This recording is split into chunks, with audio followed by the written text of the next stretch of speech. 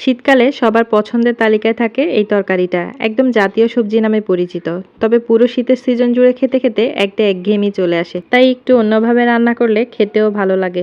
আর তাছাড়া বড় মাছ দিয়ে যেকোনো তরকারি রান্না করলেই তরকারিটা অনেক মজা হয়। আর একেকজনের হাতের রান্নার ধরন তো একেক রকম। আজকে আমি যেভাবে রান্না করি সেটাই শেয়ার করব। শিম আলু ফুলকপি দিয়ে কাতলা মাছের ঝোল রান্না করব। তার জন্য এখানে ৪ পিস মাছ নিয়ে নিয়েছি। মাছের মধ্যে এখন লবণ, হলুদের গুঁড়া আর মরিচের গুঁড়া দিয়ে খুব ভালোভাবে মেখে নিব। শীতের সিজন তো প্রায় শেষ। চাইলে একবার এইভাবে রান্না করে দেখতে পারেন, অনেক মজা হয় খেতে। এই তো সবগুলা মাছে হলুদ মরিচ মেখে রেখে দিয়েছি। এখন কড়াইতে দিয়ে দিচ্ছি তেল, দিয়ে মাছগুলো একটু হালকা করে ভেজে নিব। অনেকেই কাঁচা মাছ দিয়েও তরকারি রান্না করে, কিন্তু আমার কাছে একটু ভেজে রান্না করলে মনে হয় তরকারিটা খেতে বেশি ভালো লাগে। যাই হোক, এক একজনের পছন্দ তো এক এক রকম।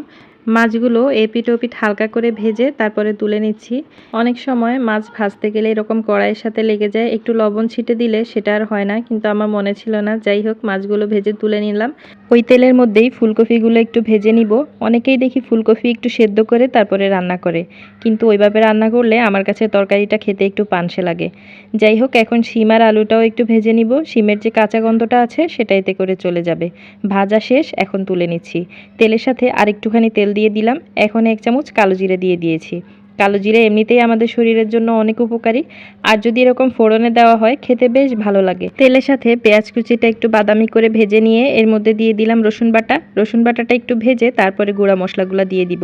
দিয়ে দিলাম লবণ, হলুদের গুঁড়া, মরিচের গুঁড়া, ধনিয়া গুঁড়া আর জিরা গুঁড়া দিয়ে সামান্য পানি দিয়ে মশলাগুলো একটু কষিয়ে নিব।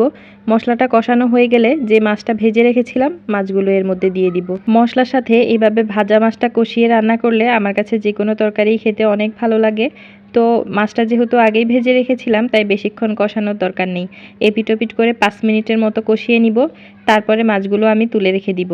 যে ঝোলটা থাকবে তার সাথে তরকারিগুলো যে ভেজে রেখেছিলাম সেগুলো দিয়ে দিব।